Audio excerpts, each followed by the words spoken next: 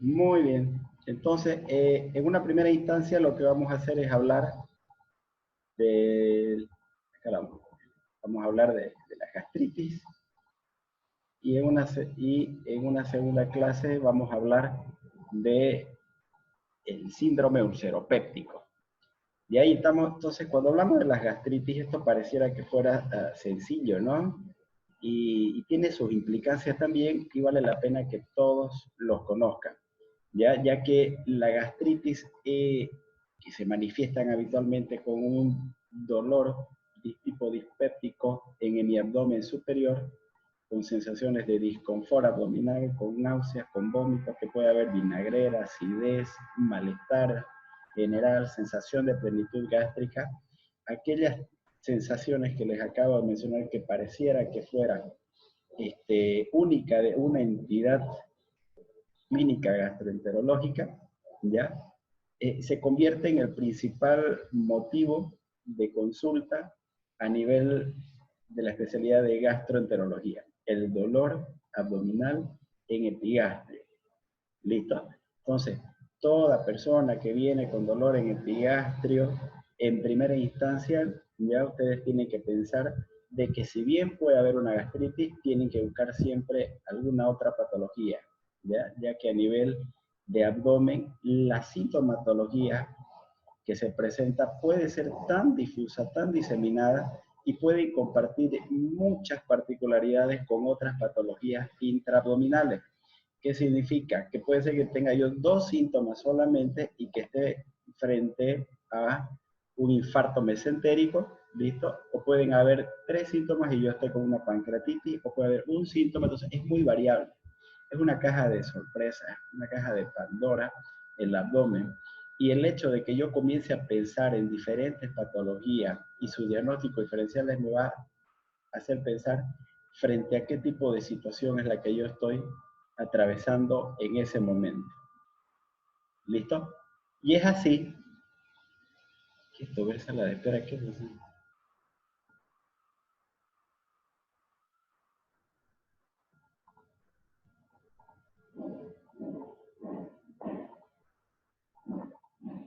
Bueno, hay otras personas que están ingresando, chicos, y me están pidiendo que se los agregue.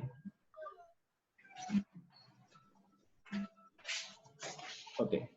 Entonces, es así que cuando nosotros estamos con una gastritis, estamos hablando de un proceso inflamatorio que bien puede ser agudo o puede ser crónico de la mucosa gástrica, y esta se produce por factores etiológicos que pueden ser exógenos o pueden ser endógenos, ¿ya? Y estos a la vez pueden ser múltiples y heterogéneos.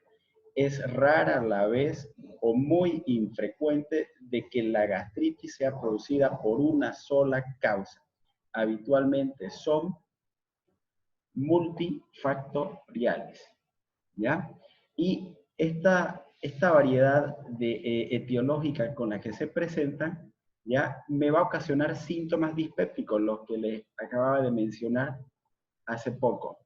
Y los síntomas dispépticos son, para que lo entiendan claramente, son aquella sensación de disconfort, ¿ya? Que se produce en el hemiabdomen superior. Sensación de incomodidad, de dolor, de malestar en el hemiabdomen superior es también llamado dispepsia. Entonces, idealmente nosotros no deberíamos decir el paciente tiene gastritis. ¿Listo? ¿Por qué no deberíamos decir eso? Porque gastritis es un término anatomopatológico y no como tal clínico. Entonces, ¿qué es lo que deberíamos mencionar en realidad en las salas de emergencia? Deberíamos hablar que el paciente tiene un síndrome dispéptico. Entonces, cuando ya hablamos de dispepsia, estamos hablando de todas aquellas sensaciones de malestar general o de incomodidad o de dolor, ¿listo? Que se produce por encima del ombligo, para que me entiendan, en el hemiabdomen superior.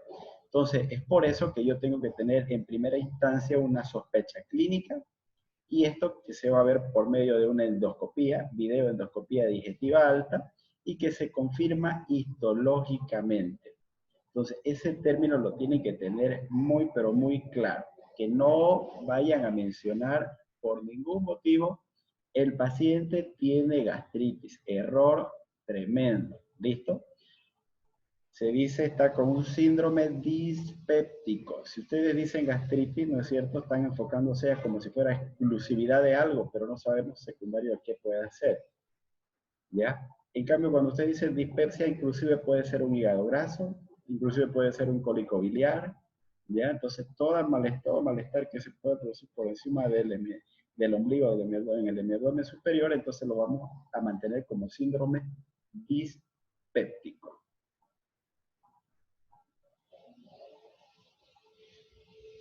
Muy bien.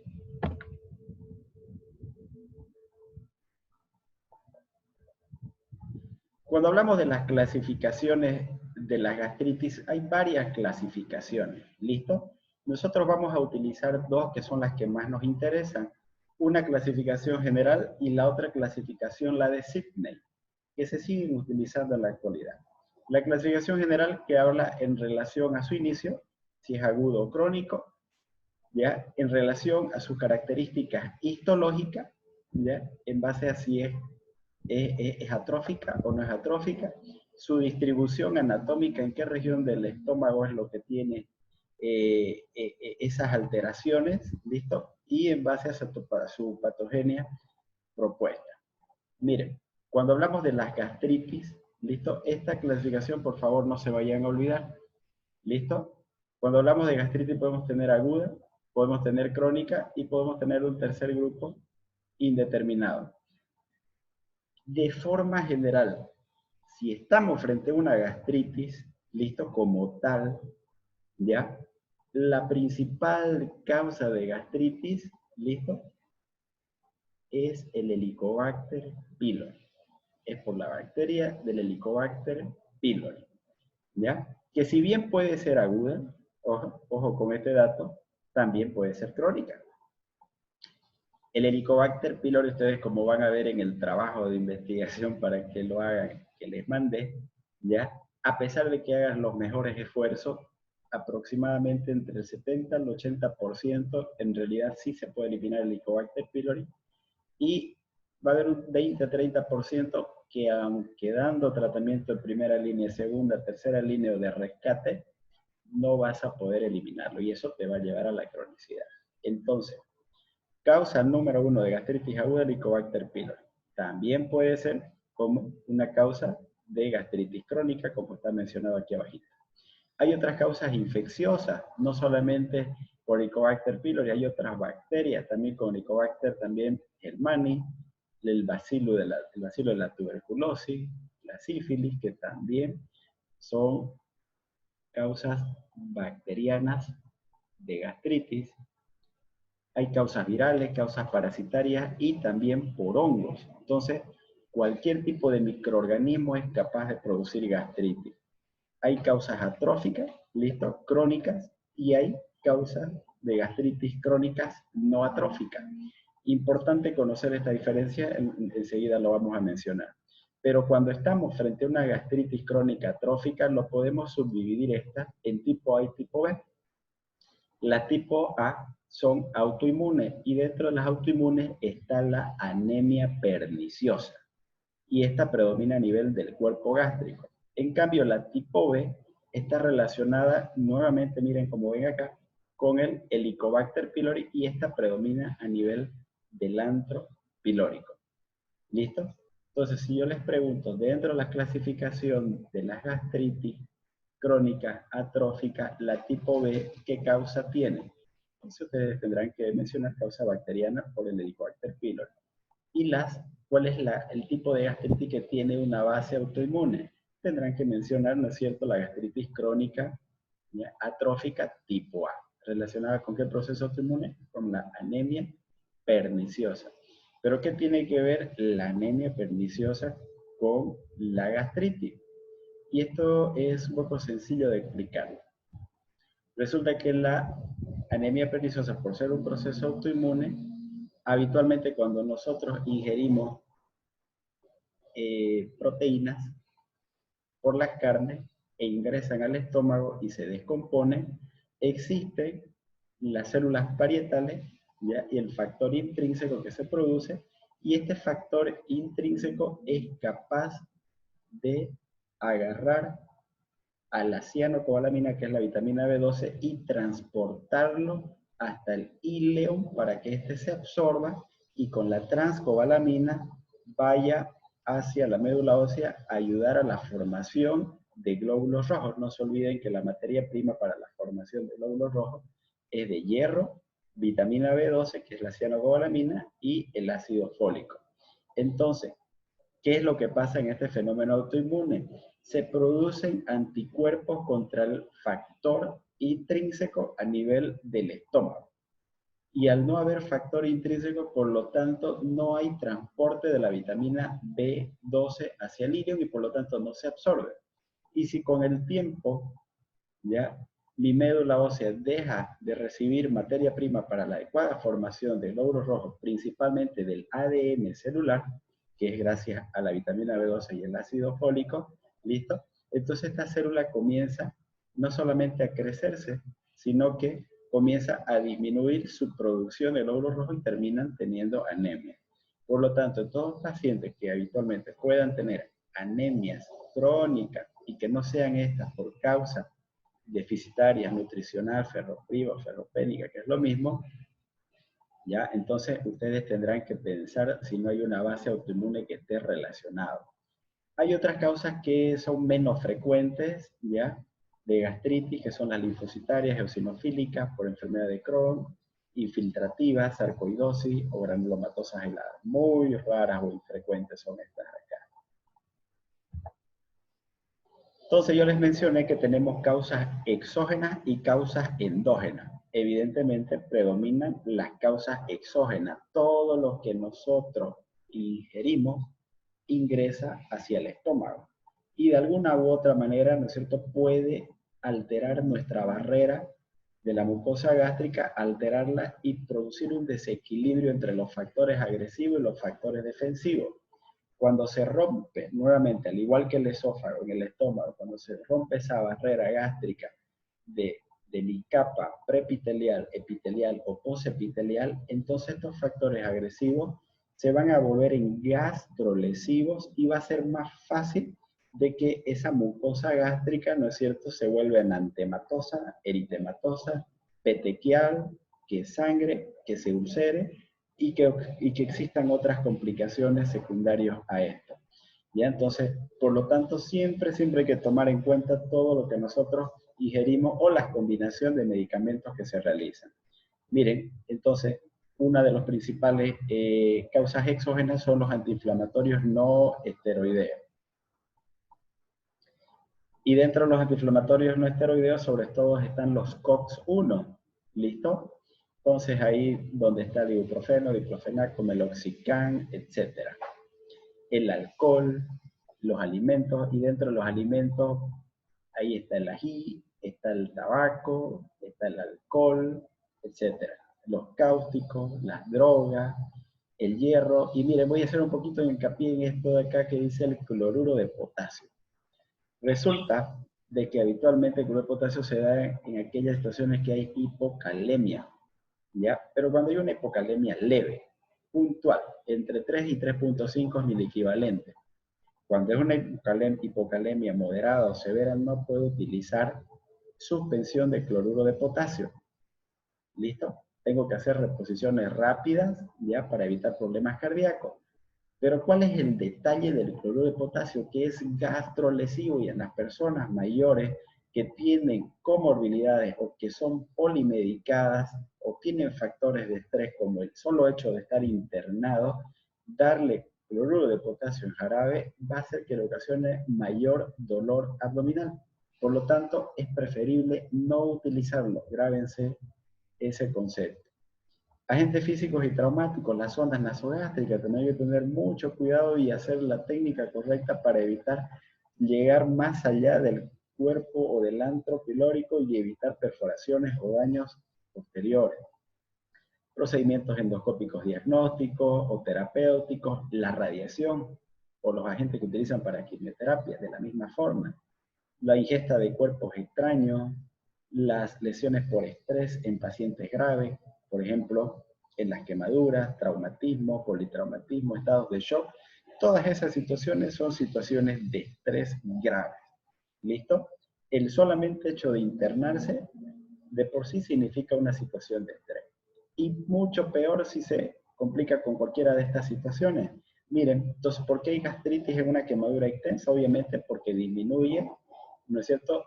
Altera la capa mucosa, principalmente la epitelial y la posepitelial, donde tenemos el intercambio celular que se encarga de reponer los vasos endoteliales cuando estos se encuentran dañados, o la posepitelial que está relacionado a la circulación sanguínea y el intercambio de bicarbonato. Entonces, cuando no me llega oxígeno, no me llegan nutrientes, ¿no es cierto? Y se pierden proteínas, en esas situaciones obviamente se expone la mucosa y es más susceptible no solo a que haya gastritis, sino también úlceras gástricas. Causas vasculares, las gastropatías congestivas en los pacientes claramente con insuficiencia cardíaca, gastropatías por isquemia con la vasculitis, embolismos terapéuticos patológicos, o las gastropatías hipertensivas en los pacientes que tienen hipertensión portal secundaria a un proceso hepático crónico. ¿Ya? Entonces no solamente hacen varices esofágicas por hipertensión portal, sino que también hacen gastropatía hipertensiva. Hay un aumento también ya en la presión de todo el sistema venoso a nivel del estómago. Lesiones por reflujo, reflujo venogástrico espontáneo tras gastrectomía, reflujo gastroesofágico, lesiones en región cervical, gastritis idiopática. Miren, tienen todo un abanico de posibilidades cuando son causas exógenas. Y dentro de las causas endógenas está nuestra propia pepsina, nuestra propia gastrina, nuestra propia bilis, nuestros jugos pancreáticos, el aumento de la urea en los pacientes que son urémicos, ¿ya? Entonces, tengo más factores exógenos que factores endógenos. Y son estos los que yo sobre todo tengo que vigilar y controlar.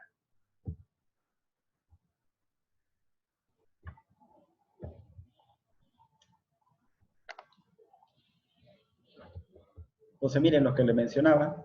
Dentro de las gastritis crónicas tenemos dos variedades, la no atrófica y la atrófica. Es sencillo esto. Una gastritis aguda puede llevarme en el tiempo a tener una gastritis crónica. Y esta gastritis crónica, miren qué casualidad, ¿quién me llama?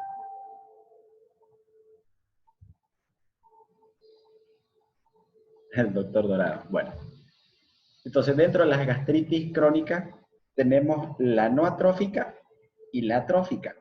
Y dentro de las no atróficas, ¿cómo es que se diferencian de las atróficas? Simplemente porque yo puedo tener una secuencia de evolución en el tiempo si sigo exponiéndome al factor, ¿ya?, agresor a nivel del estómago. De tener yo toda mi capa del estómago indemne, mi barrera de la mucosa gástrica, ustedes saben que a nivel preepitelial, ¿cierto? Tengo mi lámina propia, ¿no es cierto? Tengo mis capitas del estómago, pero cuando se va dañando estas capas, principalmente donde yo tengo mis glándulas, ¿listo? Y donde tengo mi lámina propia, entonces, y va alterándose estas capas, entonces es ahí donde pasa de ser no atrófica a atrófica. En otras palabras, cuando se pierde la capa glandular o la producción de mucosa dentro del estómago, entonces deja de ser atrófica y se convierte atrófica. Y esta es la más peligrosa, la gastritis crónica atrófica, y les voy a explicar por qué. Las no atróficas pueden ser superficial o localizarse a nivel antral y ser difusas. En cambio, las que son crónicas atróficas, estas pueden ser a nivel del cuerpo difuso o pueden ser multifocal. Acuérdense, las gastritis crónicas atróficas, variedad corporal difusa y la variedad multifocal son las más peligrosas y riesgosas. En relación a la clínica, ya les mencioné, es muy variable, ¿listo? Puede ir desde asintomática, con mucha lesión a nivel endoscópico o anatomopatológico. En otras personas puede ser muy sintomática, con poca lesión anatomopatológica o endoscópica. Es muy variable y no es nada específico. Pero dentro de las molestias que se pueden presentar también son inespecíficas. Puede ser algo como puede ser todo. dolor epigástrico pseudoulceroso, pirosis, malestar, sensación de peso gástrico, náuseas, vómito. Denme un segundito, por favor, chicos. Van a disculpar. Aló, buenas tardes. ¿Cómo le va, doctor Dorado? Aquí estamos, le cuento, en plena clase virtual aquí con los chicos. Todo bien, acá divirtiéndonos con los chicos haciendo videoconferencias.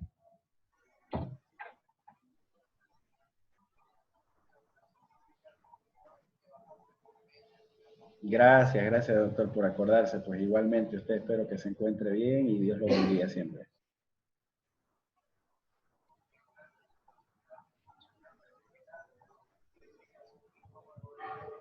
Muchas gracias.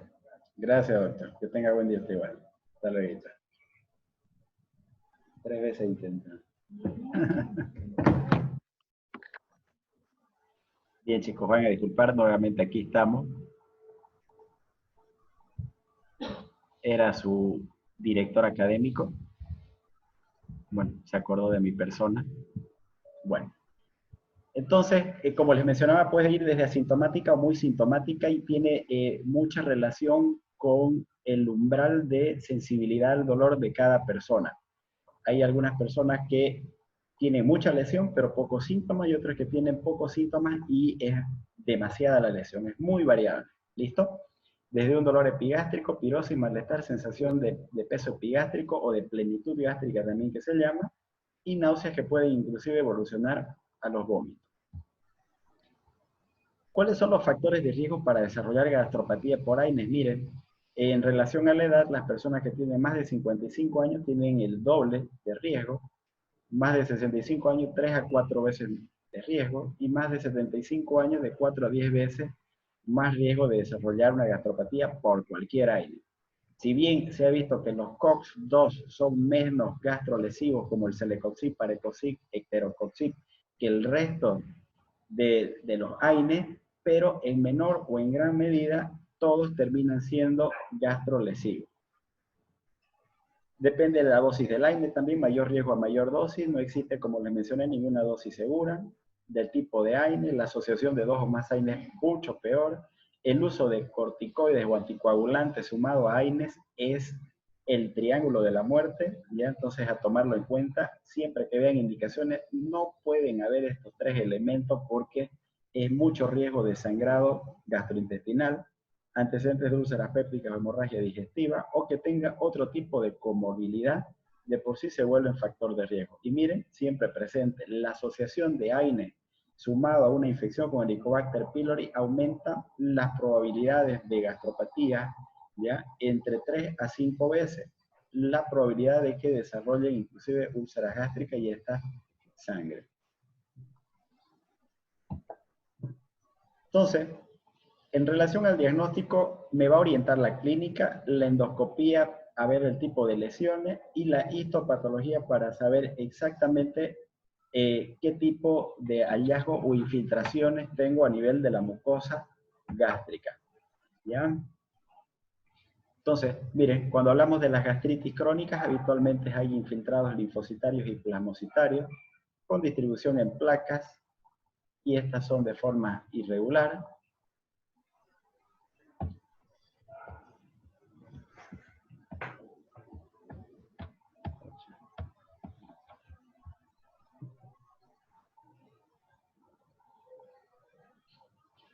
Tenemos 2 fases, una fase precoz y una fase tardía. Como les mencionaba, las crónicas en primera instancia son gastritis crónicas superficiales y posteriormente progresan a la destrucción glandular con metaplasia glandular y atrofia. ¿Listo? Y es aquí donde son estas gastritis crónicas atróficas. El común denominador, como les mencioné, es pérdida, ¿no es cierto?, de las glándulas productoras de moco. Y cuando ya yo estoy frente a una metaplasia glandular, se vuelve en un factor de riesgo para el cáncer gástrico. No se olviden que dentro de las gastritis crónicas atróficas son de 2 tipos. ¿Ya? Estas pueden ser las A y las B. Las A, si ustedes recuerdan, son causa autoinmune y las B están relacionadas al proceso infeccioso por el Helicobacter pylori, ¿cierto? Miren. Entonces la A, causa autoinmune, producción de células parietales y factor intrínseco.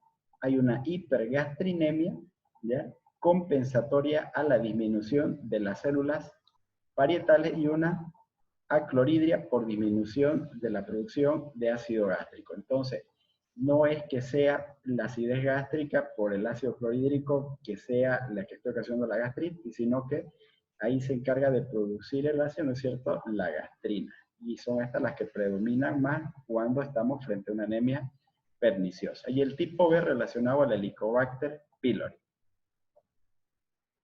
Cuando está relacionado al Helicobacter pylori, este predomina a nivel del antro y hay una conversión a pangastritis, o sea que se inflame todo el estómago entre 15 a 20 años desde el diagnóstico y el 100% de las personas mayores a 70 años van a tener inflamación de todo el estómago. Y miren acá esto que es bomba para ustedes, ¿ya? La gastritis crónica tipo B, que vendría a ser atrófica multifocal, y la atrofia gástrica con aparición posterior de metaplasia, ¿ya? Se observa en gastritis crónicas por Helicobacter pylori, ¿ok? Y estas son las que predisponen al adenocarcinoma gástrico. Entonces, ahí es donde radica toda la importancia de ustedes hacer un seguimiento y tener todas las medidas preventivas, ¿ya? Con todos esos factores exógenos para evitar que esto progrese, ya que en el tiempo está totalmente demostrado. De aguda pasa a crónica, de crónica a no atrófica, de no atrófica a atrófica, y cuando es atrófica y le hago serología para el Helicobacter pylori y me es positivo, listo, y observo áreas de metaplasia gástrica a nivel histopatológico, entonces tiene mucho riesgo de convertirse en un adenocarcinoma gástrico. Esta es la clasificación de Sidney que le mencionaba, una clasificación topográfica, dependiendo de dónde se encuentre la mayor inflamación localizada a través de la endoscopía, antrofondo pangastritis, morfológico, esto es a nivel histopatológico, inflamación, atrofia, actividad, metaplasia, endoscópico, la presencia de edema, la presencia de petequias, erosiones, nódulos, hemorragia, enantematosis, cualquiera de esos hallazgos, lo único que me está indicando es de que existe gastritis. ¿Listo? Y etiológico que pueden ser por fármacos, infecciosos, reflujo, anticuerpos, etc. En relación al tratamiento, vamos a hacerlo un poco más sencillo. El tratamiento va dirigido a la causa que lo produjo. Significa que si yo sé que el cloruro de potasio me está causando gastritis, retiro el cloruro de potasio. Si yo sé que la quimioterapia, las radiaciones o algún agente exógeno como los AINE está causándome eso, entonces voy a tener que evitar eso. En términos prácticos, lo que les recomiendo para el tema de la gastritis, miren, este es uno de los medicamentos más importantes que tienen que utilizar. Eso se llama sucralfato. Este viene de 1 gramo por cada 5 ml. ¿Qué es lo que dicen las guías? Tienen que tomar 1 gramo 4 veces al día antes de las comidas y antes de acostarse. En resumidas cuentas, ustedes agarran y le dan 5 ml de este producto, sucralfato, listo, 4 veces al día. Y esto acompañado de un inhibidor H2, una ranitidina de 150 miligramos cada 12 horas, ¿ya? O pueden utilizar un inhibidor de la bomba de protones, omeprazol, por ejemplo. No sé si se ve, pueden apreciar, omeprazol. O pueden también utilizar análogos, esomeprazol, cualquier inhibidor de bomba de protones que puedan darlo de 20 o de 30 miligramos, dependiendo de la presentación, una sola vez al día. ¿Listo? Básicamente se trata de eso. ¿Ya? Entonces, con eso, dándolo por 2 semanas, ustedes van a poder disminuir la sintomatología entre un 50 y un 90%. Nos quedan unos 3-4 minutos y les voy a hacer una pregunta bien puntual y ahí quiero que me respondan aquí en el chat. Y la pregunta es la siguiente. Si yo sé que habitualmente en las gastritis, listo, el tratamiento está en base de un citoprotector como el sucralfato, un inhibidor H2 como la ranitidina o un IBP como el omeprazol, esomeprazol o sus variantes, ¿ya? ¿Cuál será el tratamiento en los pacientes que tienen gastropatía hipertensiva? Le doy un minuto para que me respondan por el chat. Vamos, en este momento.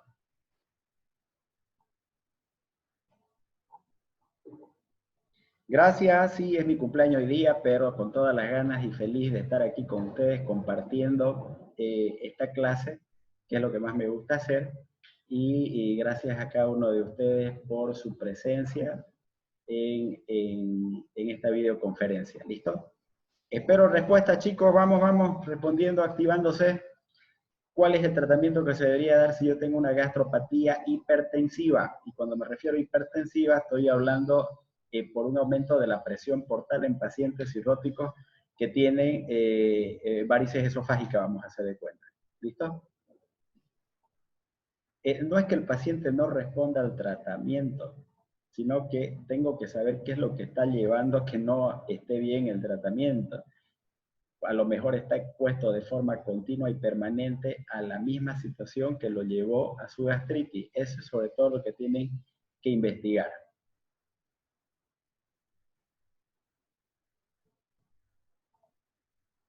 A algunos pacientes también se pueden utilizar prostaglandinas, se pueden utilizar antimuscarínicos, ¿ya? U otros pacientes que tienen problemas psiquiátricos y tienen evidentemente gastritis, algunas benzodiazepinas se podría utilizar, u otros medicamentos como la amitriptilina también. Se ha visto que calma también estas molestias. Sebastián Gamarra, se me hace que ya fue a internet y revisó. Bajar primero la hipertensión. Excelente, es verdad, esa es la respuesta. En la gastropatía hipertensiva no es la prioridad darle sucralfato, ni inhibidor H2, ni omeprazol, ni ninguno de sus análogos. Va a estar en disminuir la presión a nivel del sistema porta para que de esa forma no haya tanta gastrolesividad ni lesión a nivel de la mucosa gástrica y de esa forma el paciente sienta mejoría. Y lo puedo hacer con dos tipos de medicamentos, o con nadolol o con propanolol. Y si voy a utilizar propanolol, tengo que tomar muy en cuenta previamente realizarle un electrocardiograma para ver si no hay algún tipo de arritmia, sobre todo auriculares, ya que se ha visto que el propanolol ya lo que puede causar ya son arritmias, es proarritmogénico. Entonces, siempre hay que tomar en cuenta. Antes de iniciar un medicamento para bajar la presión a nivel del sistema porta, como el beta bloqueante, tengo que utilizar o hacer uso de un electrocardiograma para evitar complicaciones a posteriori. Muy bien, chicos. Ha sido un tema sencillo, como se dan cuenta, nada complicado. Espero que haya quedado claro. Y nos vemos en media hora con nuestro siguiente tema, que es síndrome ulceropéptico. Dentro de los betabloqueantes tenemos, repitiéndole a Irene, tenemos dos opciones, o el propanolol o el nadolol. Actualmente el que más se utiliza es propanolol. Los componentes de la materia prima. Para la formación de glóbulos rojos, se necesita hierro, ácido fólico y vitamina B12. Esos son los tres principales componentes. Eso es la materia prima para la formación de glóbulos rojos, donde el ácido fólico y la vitamina B12 principalmente se encargan de la formación del ADN dentro de las células rojas, de las células blancas, de las plaquetas y de todas las células del organismo. ¿Ya? Es por eso de que es indispensable que nosotros contemos en nuestra alimentación alimentos que nos provean de ácido fólico y vitamina B12. Ya cuando hablemos de hematología vamos a hacer un poquito más de hincapié en esa área. ¿Listo? De personal a todo. ¿Quién es personal?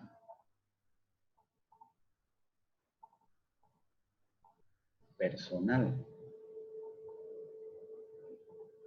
Les voy a pedir por favor que cuando ingresen puedan poner sus nombres completos para que así yo pueda identificarlos y saber quiénes son los que estamos aquí en la plataforma.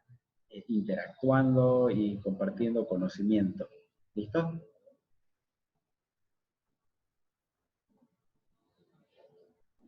Mire, les voy a hablar en la siguiente clase de aquí a media hora. Hay una diferencia entre los anti-H2 y los IBP.